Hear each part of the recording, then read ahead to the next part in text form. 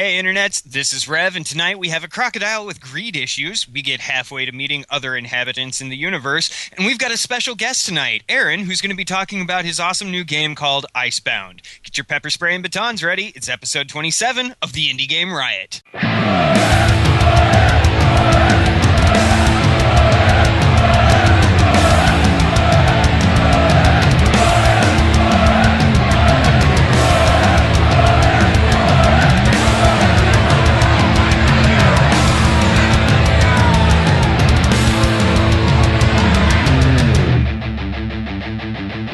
Indie Game Riot!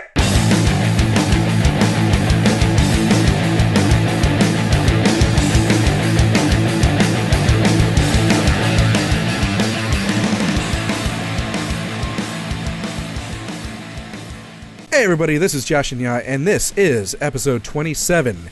And this episode is actually brought to you by that rat bastard Orion. And thanks to that rat bastard Orion, because he donated to us, and because of that donation, we're going to go ahead and shout out his company, or at least that he shares with his wife, called Swan Amity Studios, an independent quilt pattern company which sees the value in supporting across genres. And he's talking about the indie games here because he loves supporting independent businesses, independent games, everything like that. So if any of you have any friends or family who love to produce works of art using quilting as their medium, then please check out Swan Amity Studios. You can check them out at swanamity.com. Now, thank you again to that rat bastard Orion for donating. He has to be called that. Yeah, he has to be. That is his name on his birth certificate. So good job, parents. How are things going with you guys, huh? Well, I guess I'll go first because I usually do. I've honestly, like all of us were saying before the show, like I had a pretty busy work week and I worked for 6 days in a row, and so I was basically just listening to a lot of NPR. So you're like an old person. I was putting maybe like 50 miles on my car a night. I can empathize with that. And here's the really stupid thing. So we, instead of like having to do it on our taxes, the company like reimburses us per trip, which is based on like a formula that they have hidden away and whatnot. And so usually we were getting $1.05 per delivery. Okay. Now what happened? Wait, in tips or just what in profit? No. The company pays me because I'm only making $5 an hour on delivery because it's a tipped position. Right. So every single time I basically come back to the store from a delivery, or if I run a double, it counts as two. They pay me $1.05. So what happened recently was gas prices went down, and so the owner of my Pizza Hut decided to raise the delivery charge to $3. And then lower our driver reimbursement to $1. Now, the extra I was 5 gonna say, it cents kind of seems like a douche. lot. Yeah, the extra 5 cents doesn't sound like a lot, but it's the principle of the matter. Does he listen to this show? No. He should. You're a douche. Yeah. Seriously. This is why we're brought to by Domino's. And so he's raking in more money because the delivery charge is higher, and I'm making less money because, and it's like only cents, but seriously, it adds up when you're driving 50. Like I did 11 deliveries last night. Like that would have been like an extra like 50 cents to go to gas. Which is enough to bump you up into the next tax bracket. So maybe it's a good thing. Maybe, I don't know. I'm only claiming most of my money tips, but you can't get me on that because it's cash, and if cash exchanges hands, there's no record of it. Except for the serial numbers, but anyway. But yeah.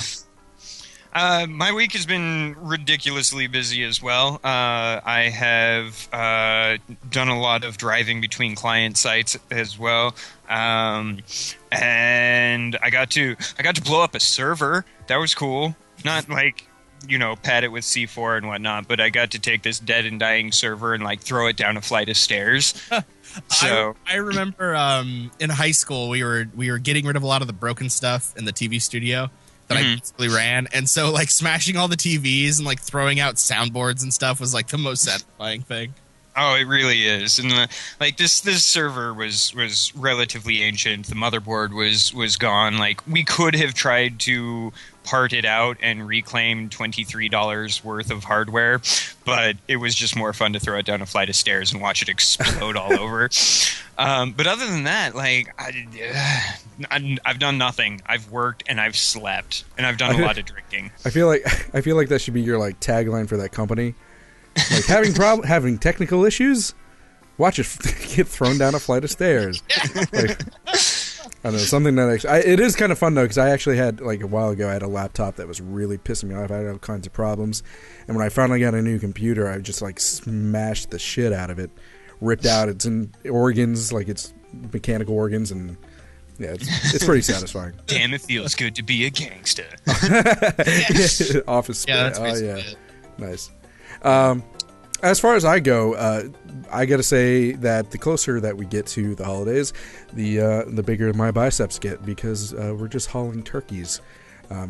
For everyone who doesn't know, I work at a grocery store for a day job because, podcast peanuts and all that do not cover rent.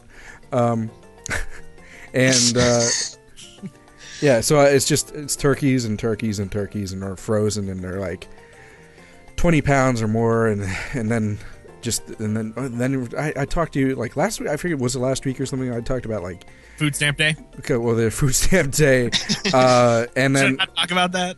We're just not even going to that. But just people like, I feel like the closer we get to the holidays, the stupider people get and more rude they get. I had a woman come up to me. I work in the meat department. All right, if you haven't figured that out by me hauling turkeys. But I work in the meat department. A woman came up to me. She was like, "Do you have any fillets or steaks?" Yeah, that's like, I don't know. Like, I was telling Casey or my wife or someone. I was like, that's like the equivalent of someone going to the seafood department and saying, "Do you have any mahi or fish?" Yeah, it's like, I don't know. Not to mention that she was standing like literally right next to the steaks. But that's the kind of stuff I get all day, and it's starting to wear on me. What's that? What you should do is you should start answering those type of questions grammatically. So anytime anybody asks you an or question, like, is this Walmart or Kmart? The correct answer, depending on the situation, in your case, would be no. And then they go, wait, because he doesn't work at either Walmart or Kmart, so, the correct answer is no. Well, do you have steak or other steak? Yes. And then just look at them and wait for them to try and clarify. Like, being exact in language usage is always entertaining. I have to be careful because the sarcasm in me tries to come out. Like, my response to that was, there are steaks everywhere. I was like, there are steaks everywhere. I almost followed up by, this is the meat department. Like, but I was gonna say that like very slowly, as if I was talking to like a mentally handicapped chimp or something. I don't know. See, but that's why you have to deadpan it and always be exact in your answer. Yeah. Because you can't get in trouble for answering a question correctly. That is true. Now, here's the thing. You know who doesn't ask stupid questions? Your Not us. transitions. I don't know.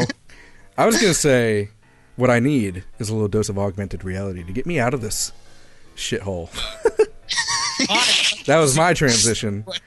Poor Aaron sitting back here going, "Oh God." Yeah, and on that note, done to myself. On that note, we have as a very special guest, Aaron Reed, who is one of the devs of a fantastic game called Icebound. And that's with a hyphen. Yeah, that's Aaron. Hello, Aaron. Welcome to the show. Thank you. Yeah. And for those of you who don't know, Icebound is an augmented reality interactive novel that I guess you could say, right? Yeah, that's pretty good. Yeah. Okay. Augmented reality it's interactive like novel. Reading it off the website, Josh. I'm not actually. Honestly, I'm not. And now you got me. You threw off my groove, man. Anyway, we're gonna ask him some questions because that's what we do in interviews. If I'm correct in that statement. And first of all, before we even get into your game, Aaron, I want to ask you some questions because, as you know, we told you before the show that this show is really about supporting awesome indie games and devs and the whole indie game community because we love this community. And what I want to know before we get into your game is what are some of your best experiences within the indie game community since you've kind of thrown yourself into it? Yeah, so it's an amazing place to be, I think. Yeah, I mean, like, so I met, at IndieCade is how I hooked up with you guys, and it's an awesome place to just meet so many people who are making amazing games and are really passionate about it and everything. You know, I've been to IndieCade 3 or 4 times and to IGF at GDC 3 or 4 times, and for me at least it's just night and day. Like there's so much more kind of genuine passion and connections that happen at IndieCade. IGF I think is a lot more dominated by money. Just everyone is trying to get their game on Xbox Live Arcade, or it seems much more like everyone's trying to play an angle there. But IndieCade, everyone's just like there for the love and for the awesome games. So definitely going to things like that and meeting people in person and making awesome connections has been one of the great things about being part of this community for me. Yeah, the connections are freaking fantastic. We talked about that before. I don't know if you heard about Indie 3. That was like an online convention that just kind of sprung up overnight. Oh, no, huh? Yeah, well, hopefully it's happening again next year. But I think what happened in March? No, yeah, it was June. It happened. Yeah, it ran on top of parallel to E3. Oh yeah, true. Yeah, you're right. Okay, cool. But yeah, you should check that out next year. But that was one place that you really start connecting with people, and like you said about just the amount of passion and the support behind that people throw behind each other. There was a very similar feel between Indie 3 and IndieCade, having experienced both. Very similar feel. Just one was entirely online. Yeah. One was free. Cool. Rev. Oh, yeah. Okay. Yeah, we're doing Round Robin, man. I'll have to scroll down. Okay, so most of my personal questions that I was interested in, I kind of talked to you guys at IndieCade, and kind of got a really good idea as to where you were coming from. So I actually outsourced all of my questions to my friends and people in our audience, and just wanted to hear what they wanted to know. So I'm going to start off with one in particular. Andrew wants to know why on earth you would consent to be interviewed by us. I didn't know any better. You seemed so nice at IndieCade. I had no idea what I was getting into. You lured him in with candy into your van. That's what that. But the legit question on that is, what actually inspired you to start making games? Huh, that's interesting. So, I'm trying to think what the first time I made something that I would call a game is. See how far back this question goes. So, like, definitely, I always played games my whole life. I messed around with BASIC as a kid, but I never really finished anything. I think it's always been, I've always been a guy who likes to make stuff like the things I enjoy. So like, actually this is a pretty funny example. In elementary school, maybe 4th grade, I got really into choose your own adventure books. And I decided I was going to make my own. And actually, specifically, there was a off-brand choose your own adventure series called Interplanetary Spy. I don't know if anyone ever encountered Yes, this. I remember that. Yeah. Okay. So it was like choose your own adventure, but it had these like there were like mazes and like sort of puzzles you had to solve before you could like get to the next page to turn. That sounds fantastic. So, I did the super Goosebumps rad. ones. Nice. Okay. Yeah. But I made this. I hand wrote out this Interplanetary Spy book with my own little puzzles, and like there was sort of like hidden object game kind of stuff in there. Like you had to find. It's like, ooh, in this elaborate scene, can you find the robot part that's missing? And so I had drawn my own with pencils and everything. And so I think I've just always kind of been when I love something, I want to make my own version of it. So I think that's just kind of always been something that's been part of how I experience, especially games, I guess. That's awesome. Yeah. Josh, I'm going to steal one of your questions because it's also one of my questions. Okay. But so when you thought of this game and then you decided that it was going to be an augmented reality game with, you know, physical things interacting with the digital, like, did you know of all of the hiccups and the stepping stones that you'd have to get to in developing this? So like what were some of the issues that you had, and like was augmented reality the first idea that you had going along with mechanics of this game?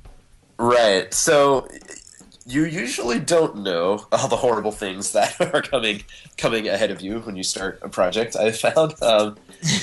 In this case, it was kind of interesting because I had about a year before done a project with augmented reality. So this was like 2011, I guess. So it was really super brand new at the time, especially. And it had been a massive nightmare because we were working with this library that wasn't even really tested yet. And it was actually made by a friend of mine, which was awesome because he could help me, you know, get things working that weren't working or whatever. But also it was made by a friend of mine. So it wasn't, you know, didn't have the nice API and all of these things that you might be used to. So that was a huge nightmare on the technical level, just to make everything work correctly and everything. And I was like, okay, well, that was pretty cool to do this AR project, but I think I kind of want to do something that's not AR maybe next. And then right around that same time, Jacob and I heard about this grant proposal actually for a project or they were looking for projects that wanted to have a physical book that interacted with an app, like an iPad app. And we started talking about ideas, and clearly, like, augmented reality is an obvious way to do that. And so we sort of got pushed in that direction. And Jacob was like, "Oh yeah, we could do this, we could do that." And I was like, "Yeah, that'd be pretty cool." And part of me was like, "Not again." But so I was somewhat reluctantly dragged back into AR. And there have been a lot of interesting, jumping things to jump over along the way. Yeah. It's been an interesting experience, but I think it is really cool to work with something that's like so new, and you know, it hasn't been beaten to death yet, so you can still, you know, try stuff and be like, oh, that's a good idea. Maybe no one has had that particular idea yet, you know. It's so be the one that sets the standard as opposed to the one that comes along later and tries to make it better. You're the brave explorer who might find something cool and also might get eaten by a bear. So you got to weigh the pros and cons. But well, down to the wire, your game studio, you're trailblazers, man. You're like the Davy Crockett of augmented reality games. Yeah, we need a good theme song about that. And you mentioned. You kind of mentioned that, like, some things that inspired you to get into the games, like the things that you love, like the book, which is really cool. Actually, and by the way, I noticed that Twine follows you guys, and you mentioned Choose Your Own Adventure. Do you mess around with Twine a lot? This isn't one of my questions. So I haven't. I've played with Twine. I haven't released any games in Twine, but I actually spent a long time in this sort of like parser-based interactive fiction world, so sort of text adventure, Zork kind of realm. And in the last couple of years, Twine has like really exploded as this huge thing that a lot of people are into. But there's kind of connections between those two communities because it's both, you know, text-driven games. So I haven't released anything with Twine, but I think it's a really awesome tool, and I've definitely played with it internally. Okay, and then so my real question is, as far as like the inspiration for your game development, or even just Icebound itself, like, are there any specific games or developers that you've kind of looked up to over the years, or that have like really inspired you to get into this and start making this game? Yeah, I think. Man, so many people. I think I'm always really I gravitate towards people who are doing something that's totally innovative, different than anyone else, right? Like the people who are sort of really taking advantage of the fact that as an indie you can do whatever you want, right? So So I don't know. Yeah, like in the last couple of years, things like things like Papers, Please, or like Proteus, or just stuff that's really like, wow, I've never played a game like this before at all. Those tend to be the kind of things that I'm like, yes, I like this. Yeah, probably. I find Go ahead. No, I find that that's what is like sticking out of the indie game community now, because you have a lot of indie devs who are creating a lot of similar games, and sometimes those similar games are really fun to play and they're really good games, but there are games that really stick out who try to just sort of be themselves and not and try to like push the boundaries like the games years ago used to, with new mechanics and then the invention of or the ability to work in 3 dimensions and whatnot. So you have a lot of things in the indie community that are sticking out a lot more so than the other like productions of games where it's a lot of the norm. Yeah, totally.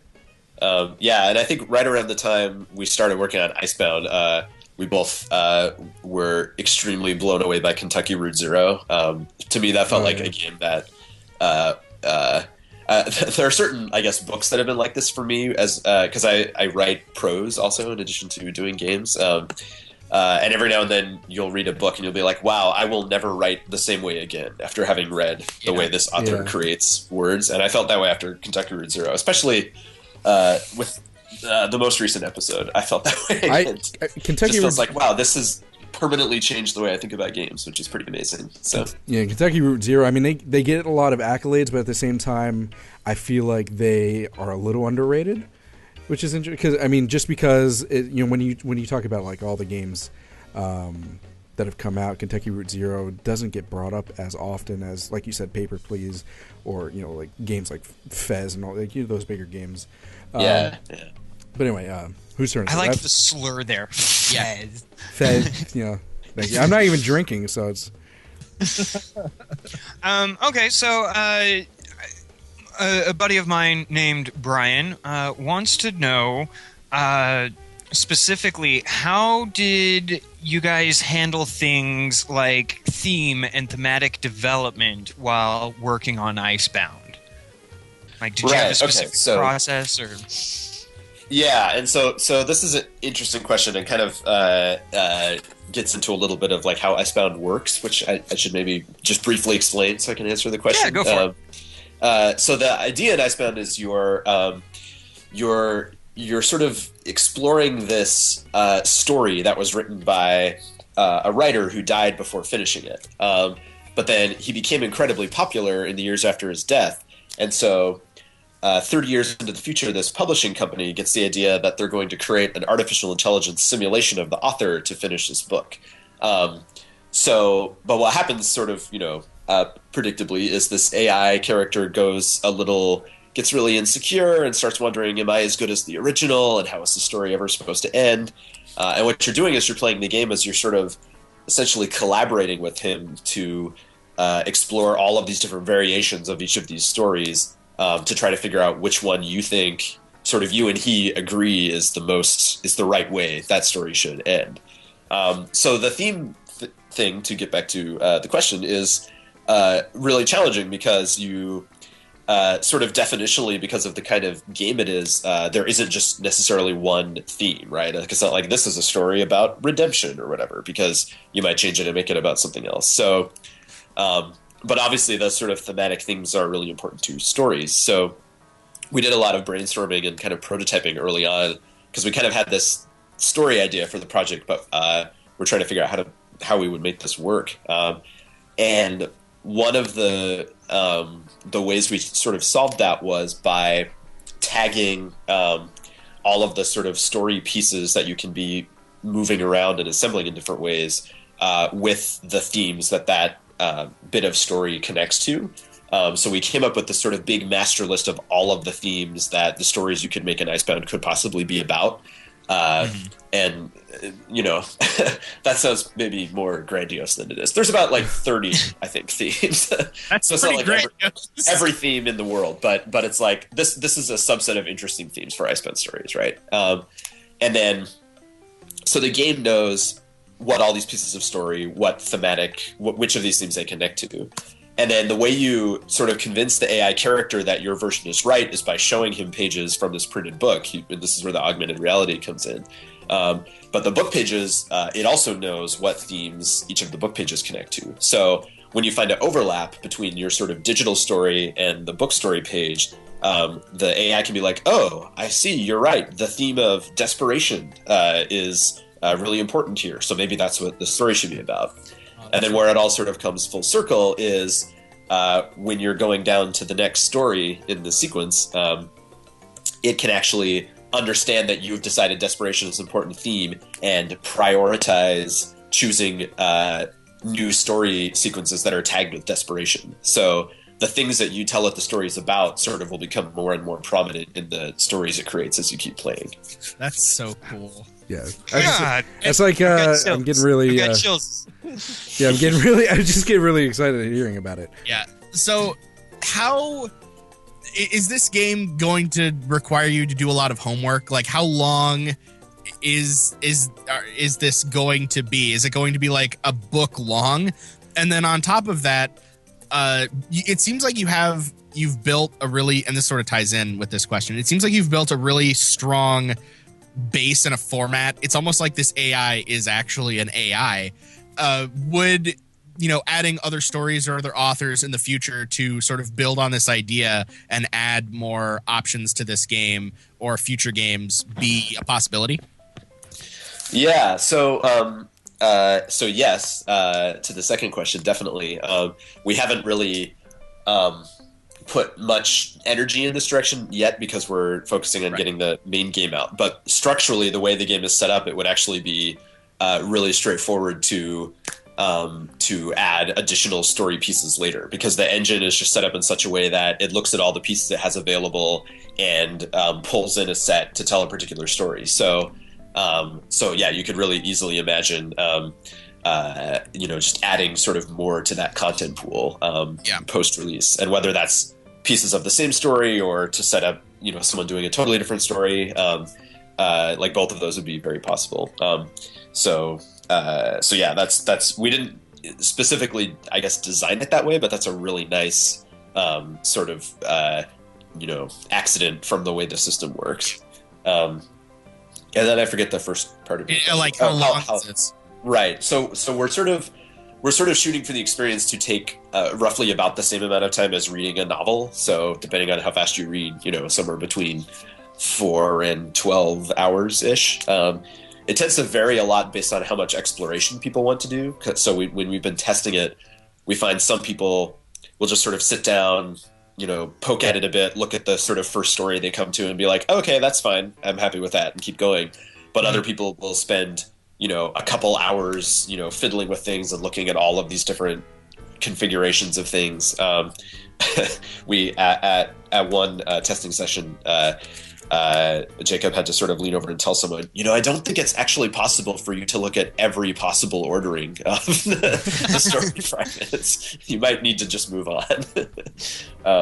So yeah, it does. It gives you, the nice thing about that, I think, is it gives you a lot of flexibility. One of the things that can annoy me sometimes in really heavily narrative games is if the narrative is presented as just like a really long linear sequence of story that you have to slog through, right? It's like, this is cool, but maybe me personally, I am not interested in spending 45 minutes unlocking this character's conversation tree, but this character I think is really awesome and would want like twice as much stuff with them. So part of it is sort of to try to enable that, a thing where you're like, well, I don't care as much about this, so I can kind of not interact with it as much, but you can really dive into the stuff that you are interested in. It's almost like you're building the novel to your own tastes.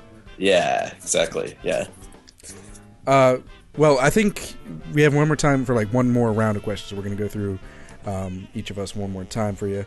My last question is, do you have any tips for any of the aspiring devs listening or anything like that? Finishing stuff.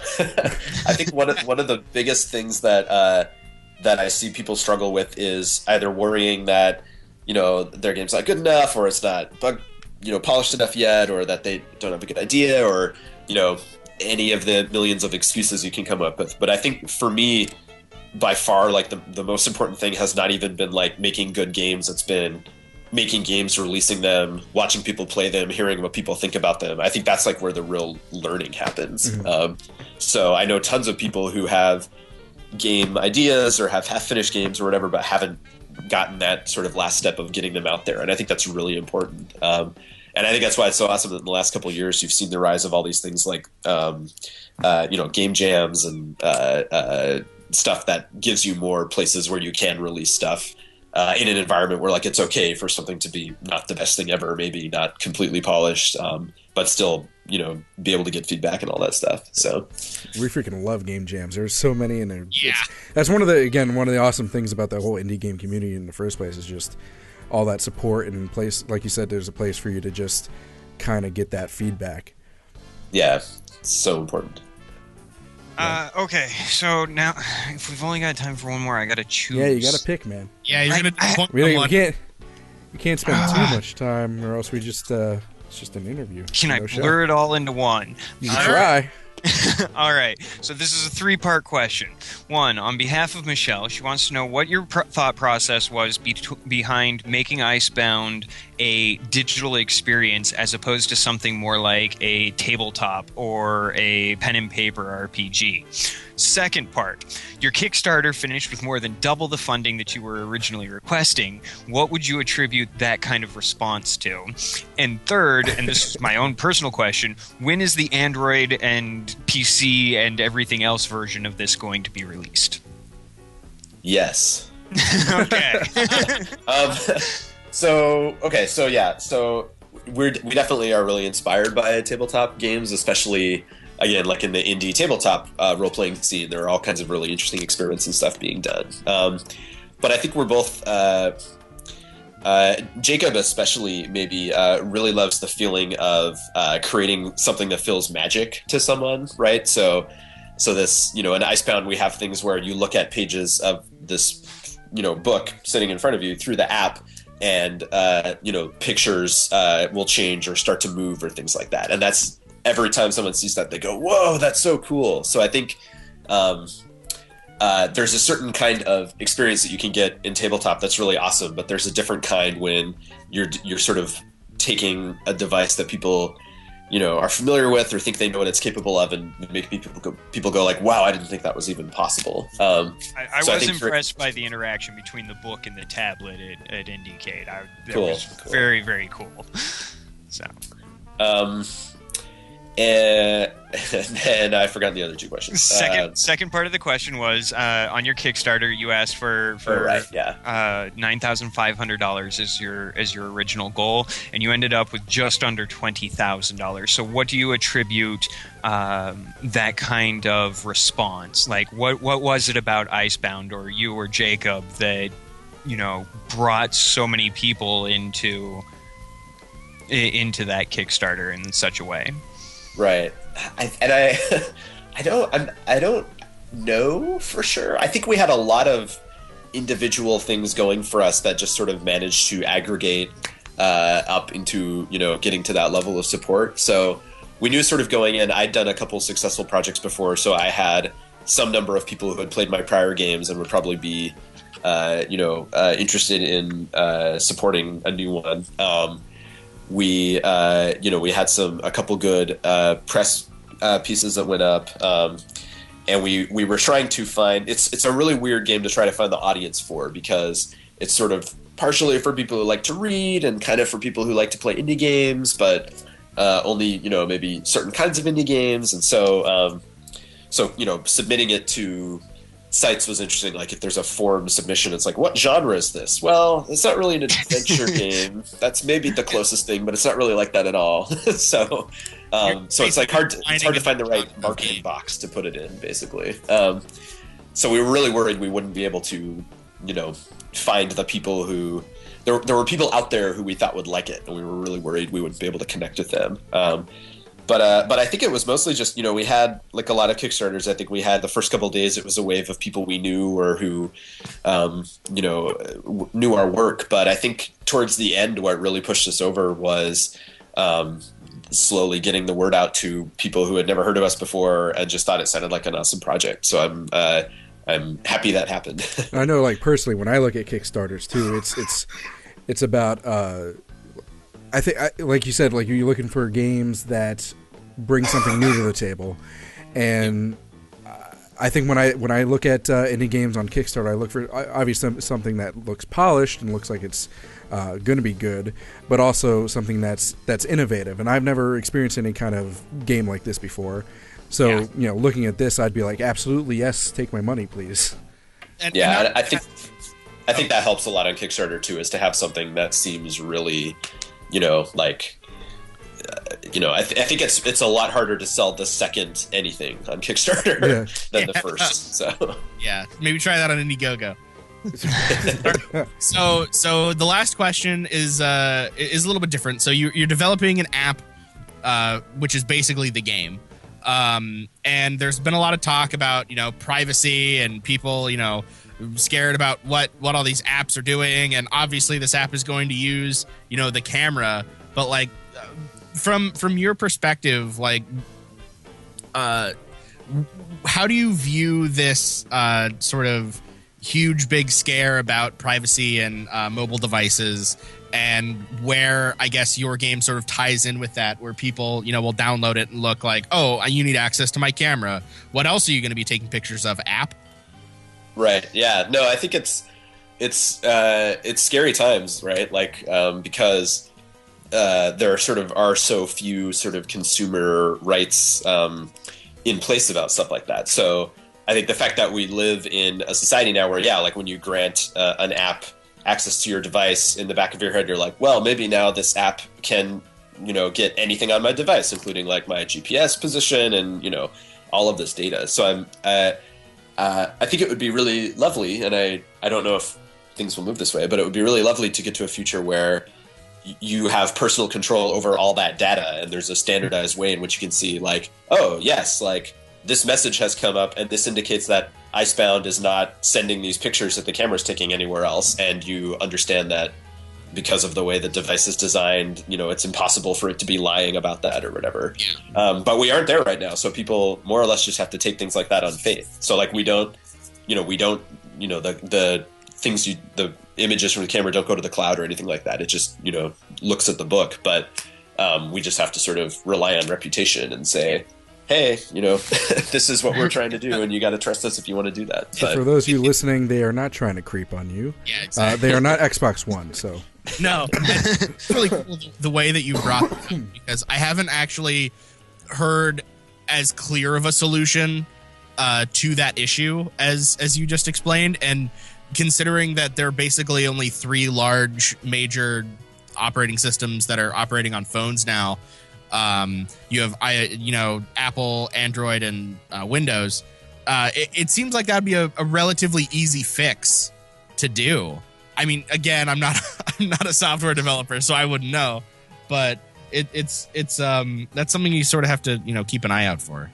And real quick, because the last part of Rev's 3-part question is when we're getting an Android, like when is it actually coming out specifically? Someone in the chat's looking for the Android version. Right. So our sort of launch platforms were iPad 2 Plus and Windows PCs with webcams, and that's going to be coming out in April. It should be technically 100% possible to get it on Android. We just have been focusing on the launch platform, so we couldn't promise that in time for the Kickstarter, and we haven't, done the port yet. But we're highly confident we will be able to do that at some point in a couple of months after launching. So it should be coming to Android tablets, hopefully by like early summer, and hopefully some other platforms like Mac desktop also. But that's a little up in the air. And for Rev, make sure it's on Linux. He doesn't even use Linux. He's just really picky about it. That should be possible too eventually. Yeah. So right now the Kickstarter's over, and we don't have a pre-order solution up yet. But if you go to ice-bound.com, you can sign up to be notified when the pre-orders launch. So that'll be the way to get in on it. Awesome. And then how much do you anticipate? If you feel comfortable sharing that, how much do you anticipate the game and the physical book to cost when combined? So the Kickstarter price for that was $20, which we sort of went in knowing that was going to be sort of like a special backer price because we could get a big bulk volume on the books and everything.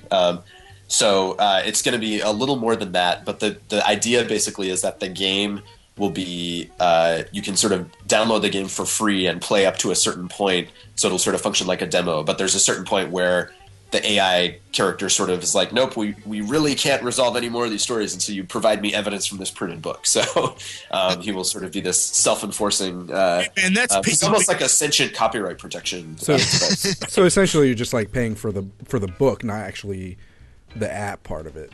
Yeah. Okay. Yeah. That's Awesome. sort of it's a lot easier to get people to pay $20 for a book than for an app. I think. Well, yeah, and I mean, books aren't cheap either. So yeah. But you get a physical thing. Yeah. Like this is a digital game where you get a physical thing, and that's cool. Oh, you know who you should talk to?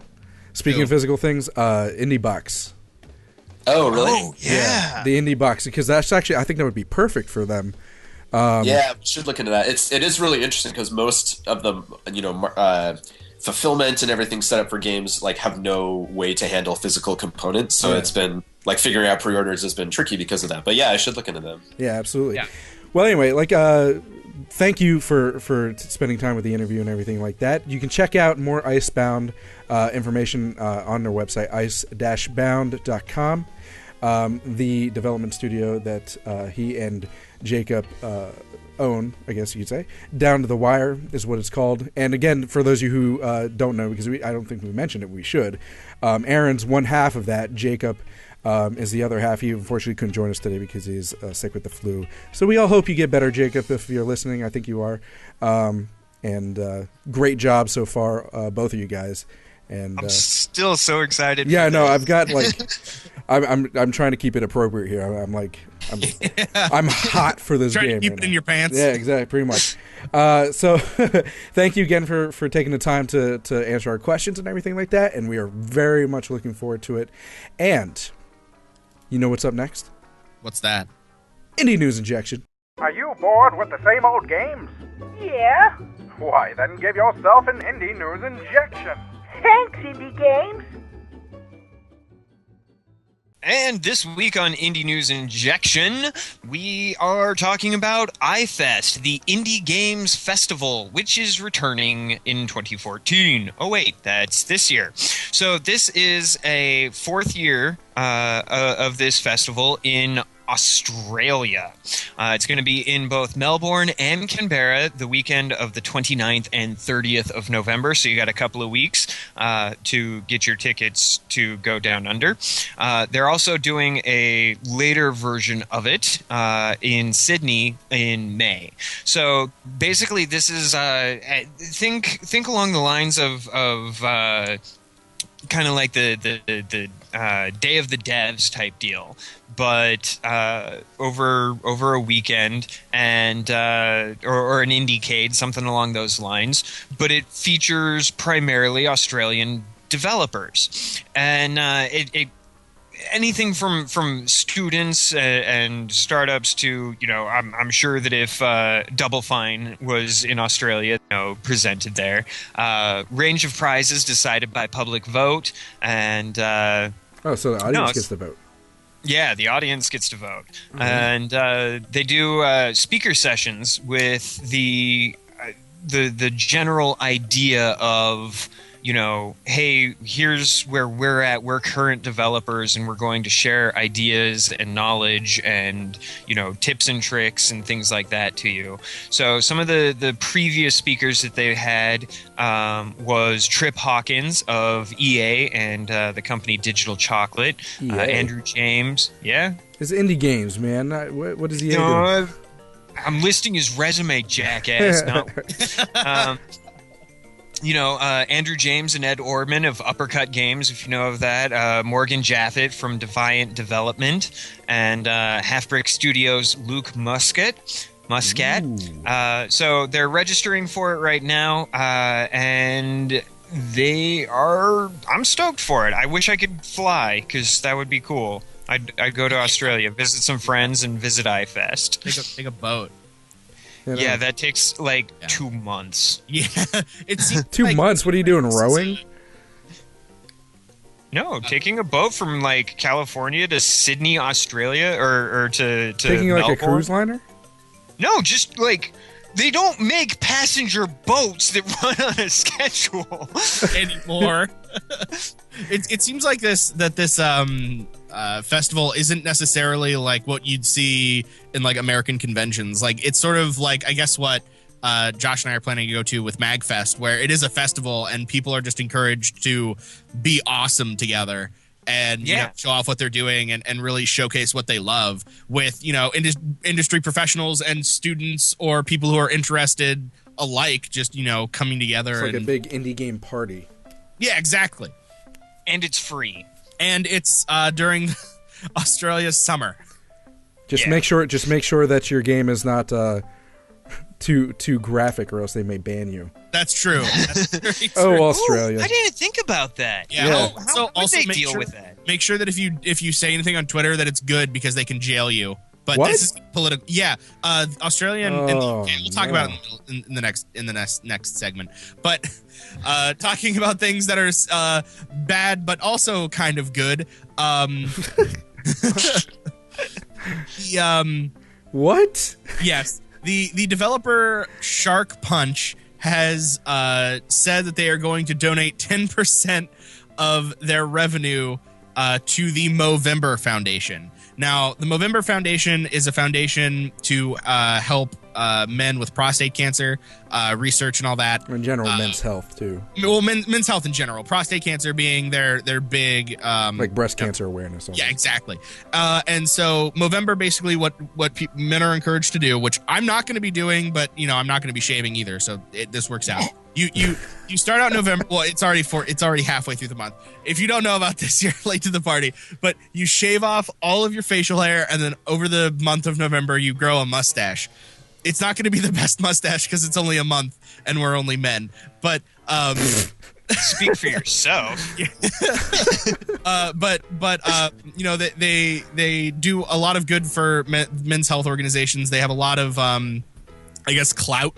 It's basically like, you know, and having my great grandfather was diagnosed with prostate cancer, and unfortunately we don't know if it's hereditary or not. But you know, it's a cancer that is affecting millions of men throughout the world, and it's very bad. And so Shark Punch. Yeah, Shark Punch. It's such a crazy name that I was like, am I actually getting that right? So yeah, they're going to be donating 10% of the November revenue to the Movember Foundation, which I think is freaking great. Well, specifically, it's the 10% of the revenue of their new game that's on early access called the Master Plan. Two things, real quick. What part of this at all was bad? No. Colon cancer? Yeah. Okay, I get it. All right. Yeah, the cancer part. And second of all, why are you so cynical about Movember? Like, so did someone like nair your beard at one November? Like, think about Movember. I have been growing a beard since about 2008. I've cut it since, but I've had a beard in some stages at some point since about 2008. 6 years. You did not hear me just counting on my fingers. Yes, we did. And so No Shave November is also a thing. It's just a thing. You know, it's November, it's cold, guys grow beards. You know, girls, you can participate too. You know, we're not sexist. Seriously.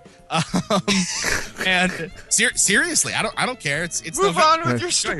Yeah, you always end up digging yourself deeper every single time. Just stop. So you know, No Shave November was a big thing, and you know, I always participated because I thought it was a really cool thing.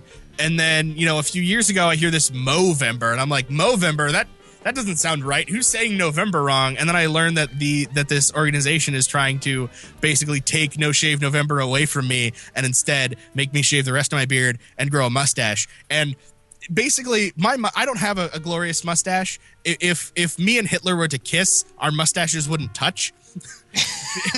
Wait, that one's going on the quote wall.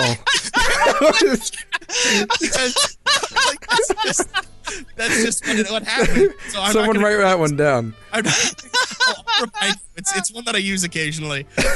Like, I have a great beard. Why do I have to get rid of my beard for this cause? You know, like, It's a me thing. I still think the organization's doing really good things, and I think that men's health is something that isn't quite as talked about.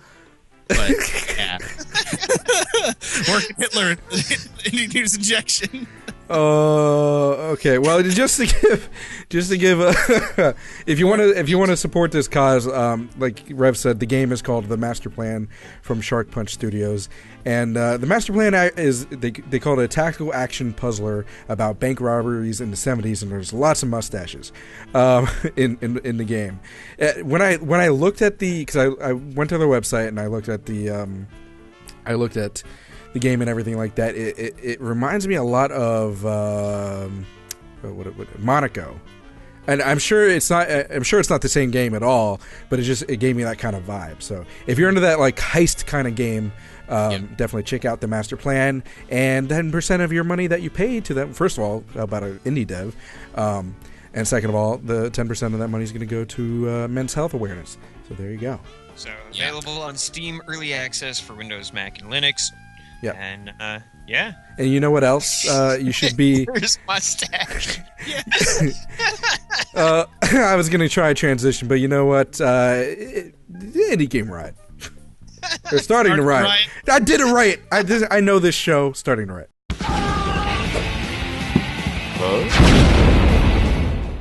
And this week on Starting to Riot, we have a turn-based strategy RPG taking place a few hundred years into the future, called Halfway. And the first time I saw this title in game and just the screenshots and everything, I thought it was like some sort of sci-fi halfway house. That's what I thought. That's fantastic. It's like I'm going to be a space hobo. Space hobo. This is Rev when he's in jail 100 years in the future. He goes to this halfway house. No, that's not what this game is about. Basically, humanity has begun to colonize new worlds. And until now, they were alone. Meaning there's aliens. Of course there's aliens in the sci-fi game. But basically, what really caught my eye to this is they have really cool modding tools for this, where you can create your own story. It's a really cool storyline for this, but you can create your own story. So it's, with all the modding possibilities, the replayability with this game is insane. It's never ending, really. But basically, the turn-based battles are the core of Halfway. You ever play like Final Fantasy Tactics or Fire Emblem or anything like that? Or it's blanking.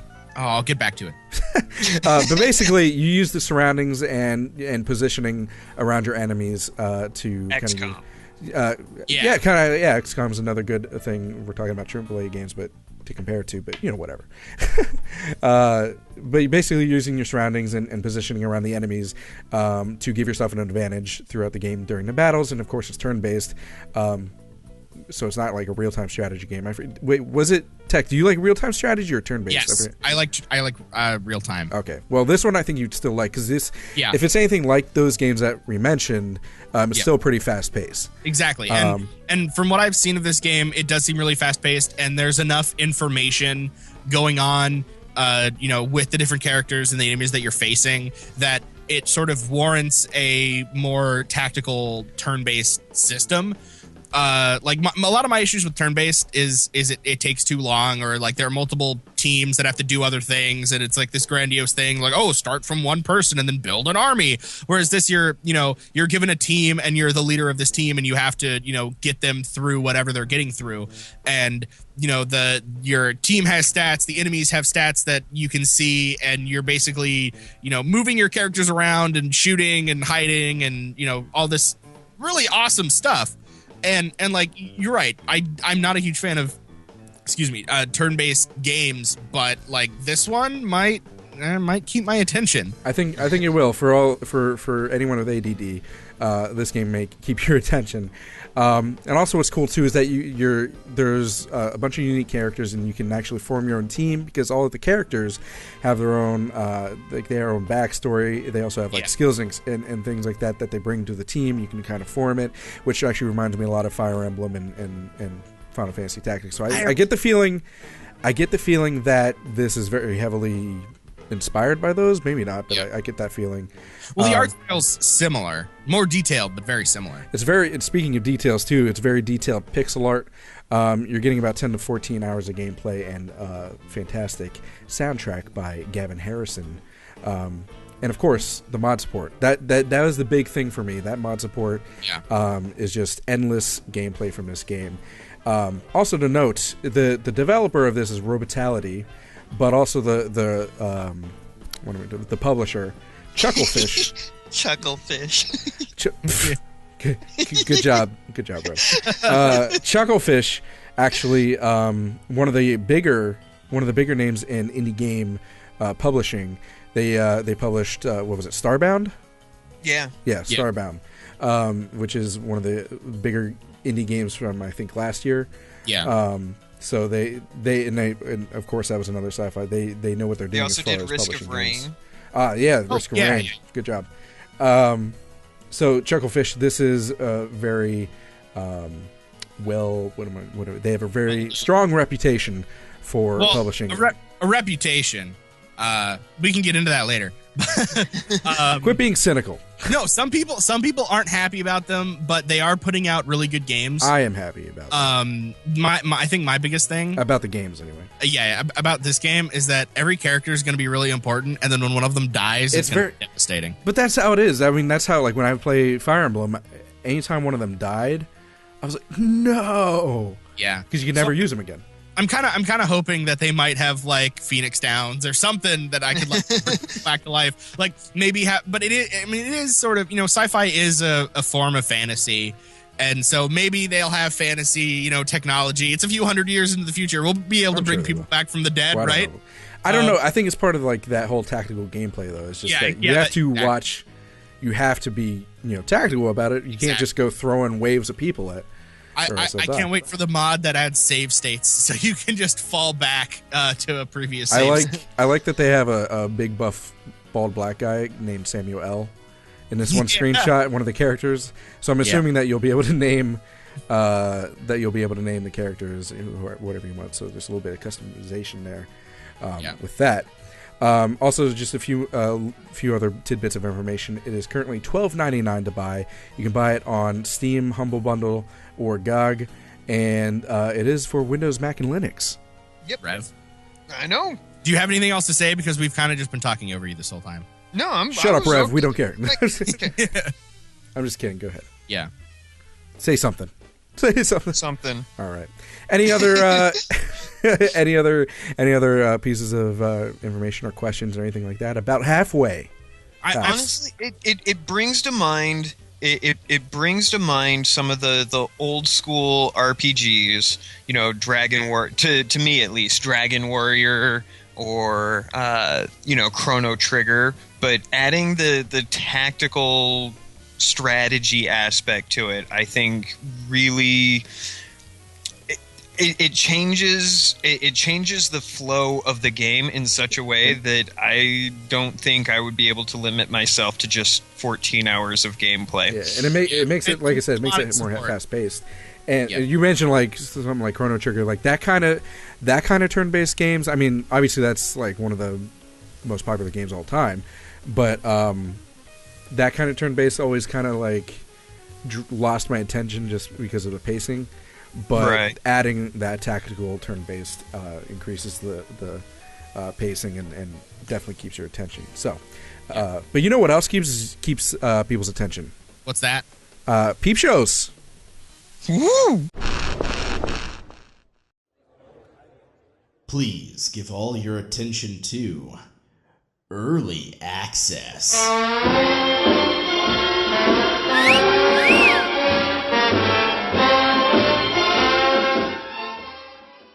Have you ever been playing the game Prison Architect and wondered, I wonder what it would be like if I played one of those inmates? Well, the Escapists that you can find on Steam Early Access lets you have that great feeling of being locked up in a prison.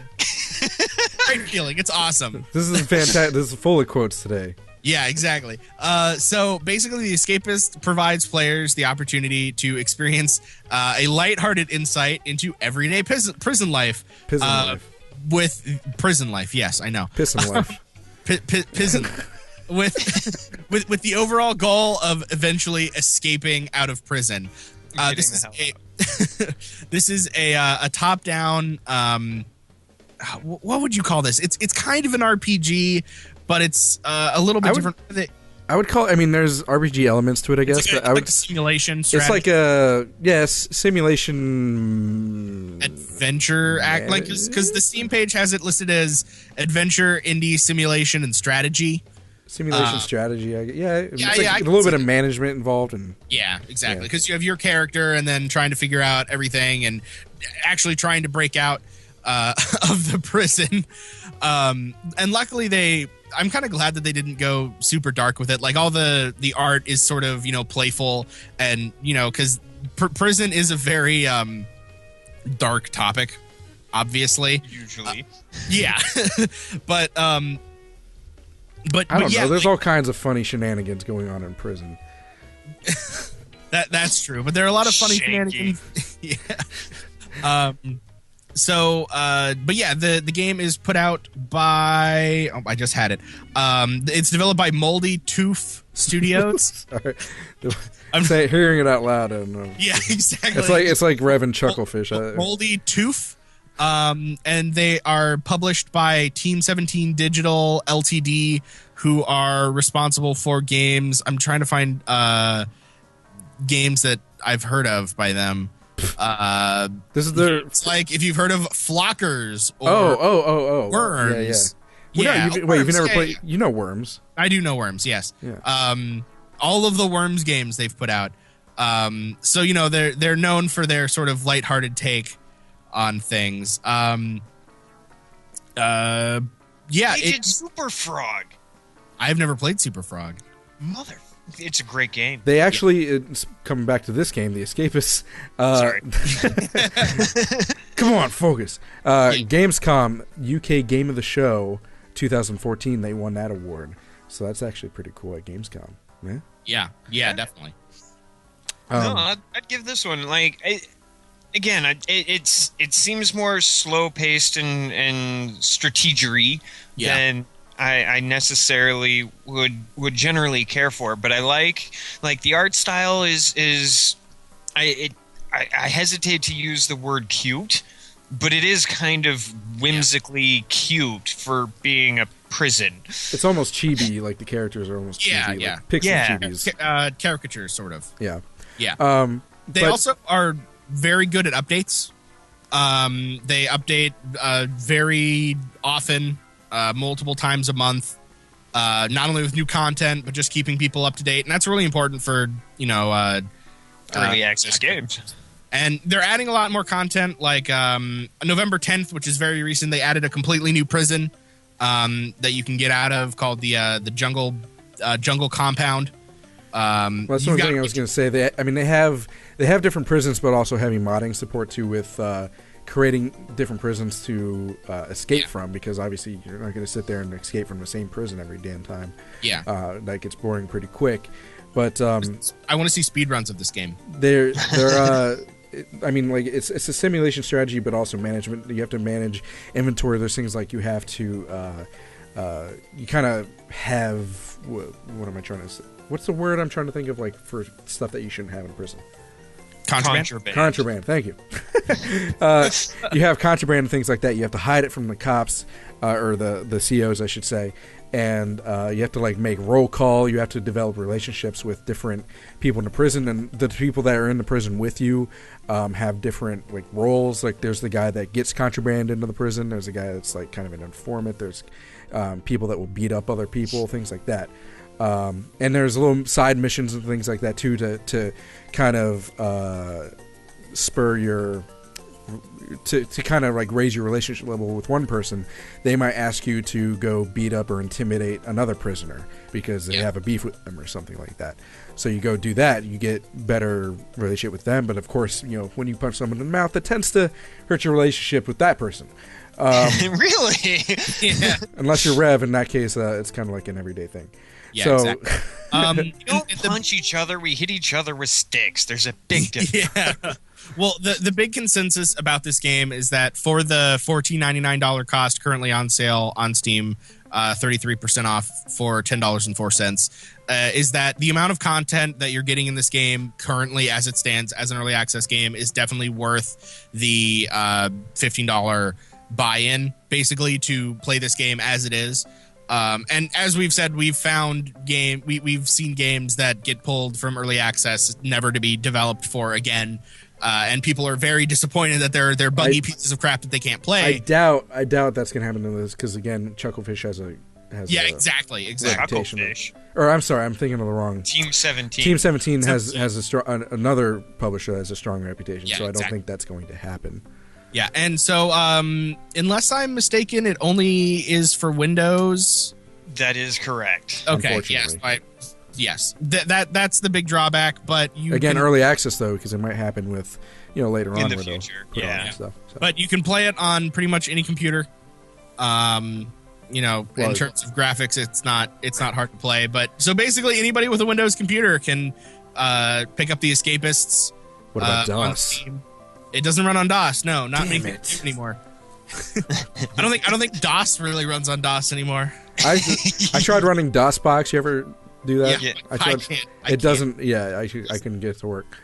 You guys are dumb. I know. So No, I'm just. you know what? Like, You know what isn't dumb, Rev? huh?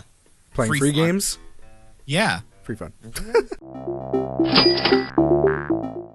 And this week on Free Fun, we have Chompy, the greedy crocodile.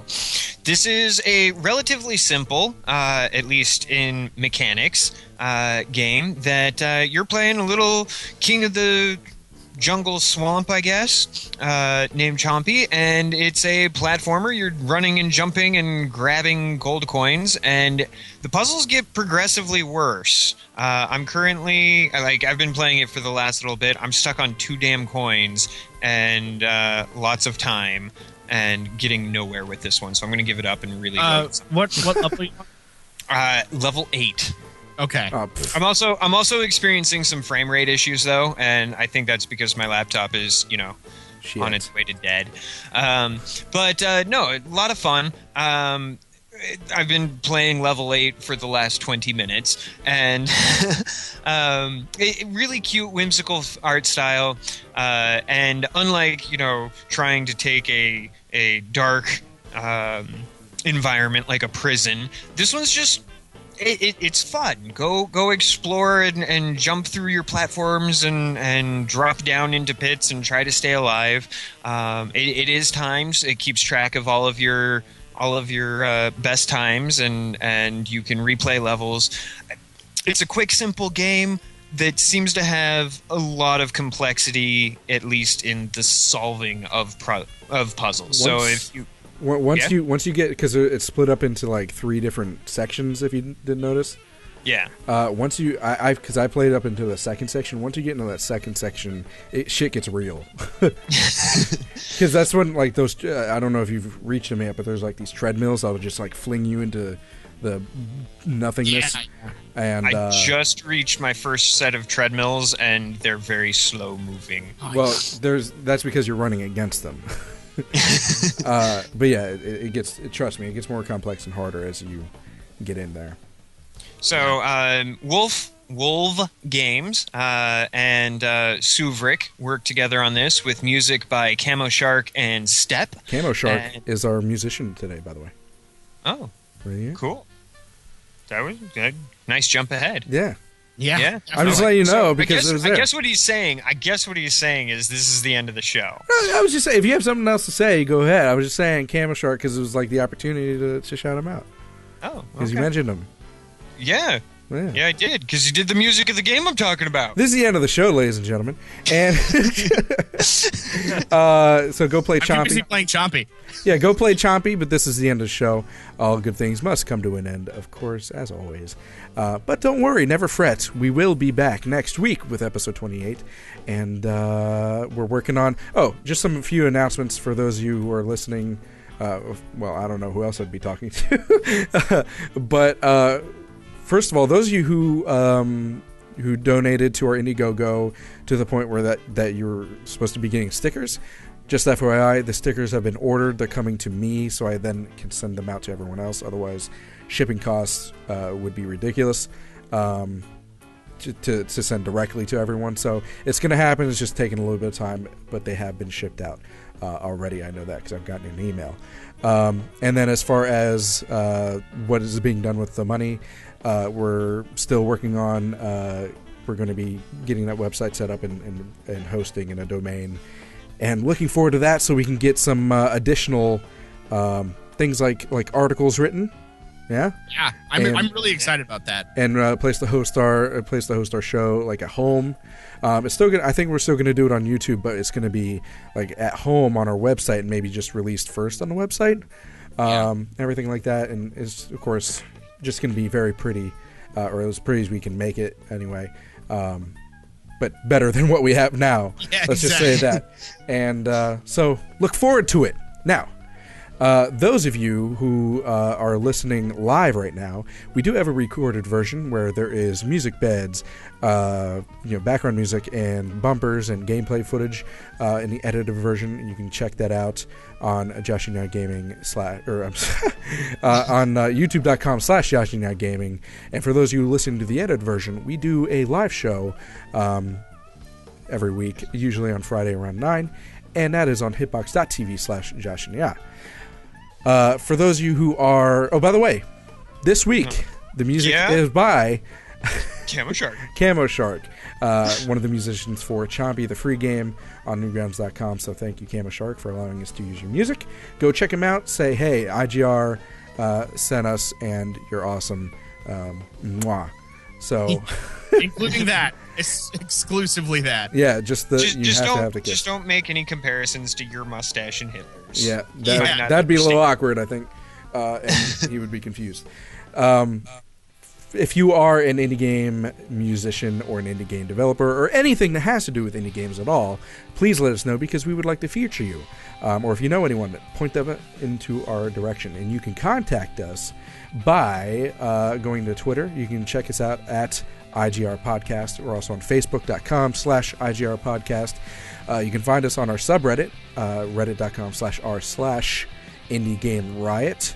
And one thing I added, we have a Steam group, which is actually fairly new. So go on you can go on Steam and search for Indie Game Riot. Check out our Steam group, and I don't even think you guys know about it. No, I didn't. I did know about it. Well, I know you guys are following it, but you didn't know about the curator that I set up.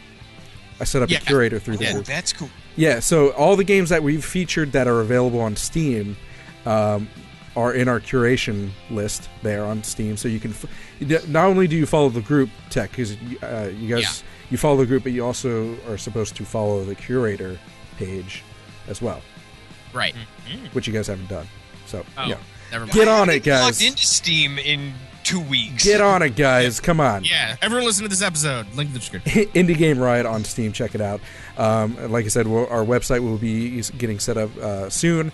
We're working on it. So for now, you can just contact us also through email, JaShinYaGaming@gmail.com. Anything else to cover? I think we did a good job. I'm really thankful for Aaron for showing up for the interview. Yeah.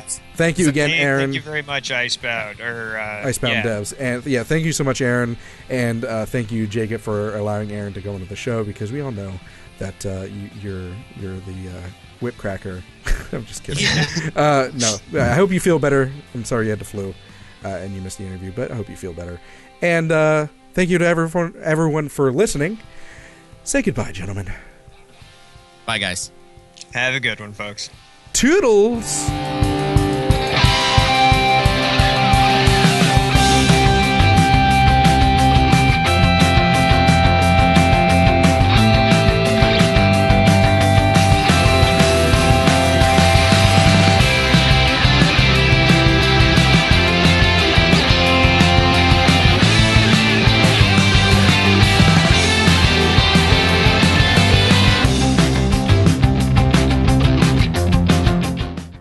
Waiting on you, sweetheart. All right.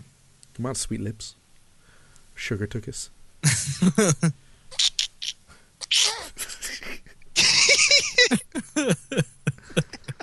Between Sugar Tookus and Hitler. Like, what the hell?